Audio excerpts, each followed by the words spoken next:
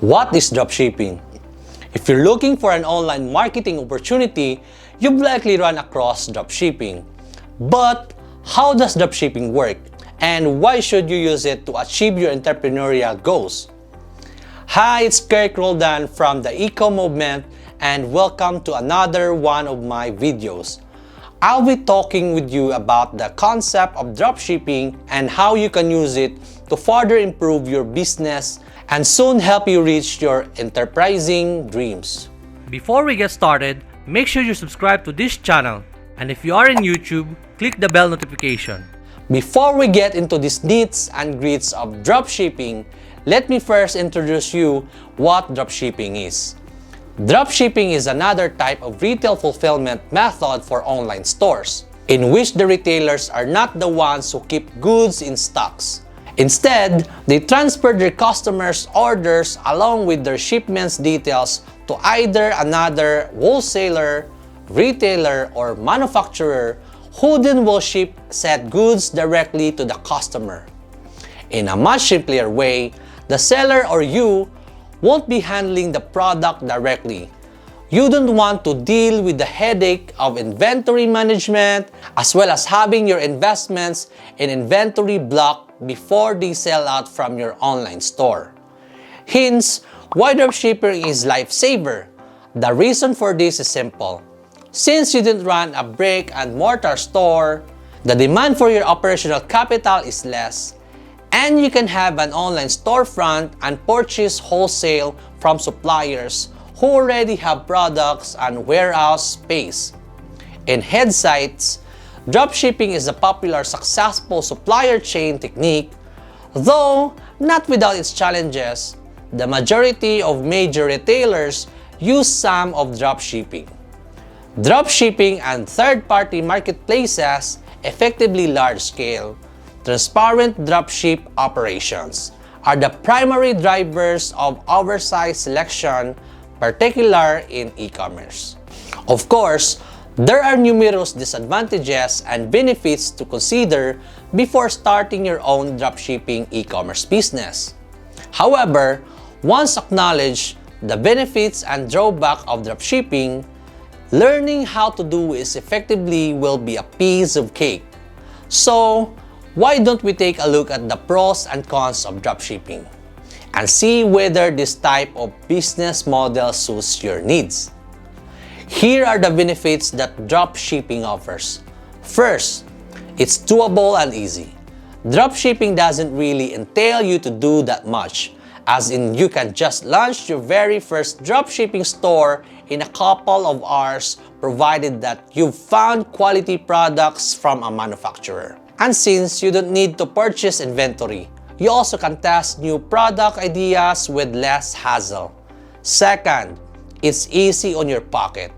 This type of retail fulfillment method eliminates the majority of the usual costs that traditional retailers usually need, such as pre-order products, space, and more.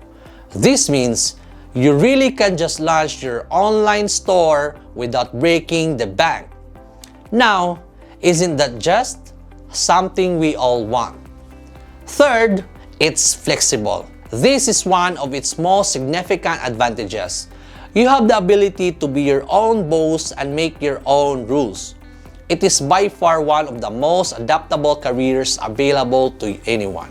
You could really work from home using a laptop, and that you can work when it's the most efficient for you. This is perfect for business owners who want to run their own businesses. You will not have to jump through hoops to complete your task. You, on the other hand, set your own pace. Lastly, it's simple to manage.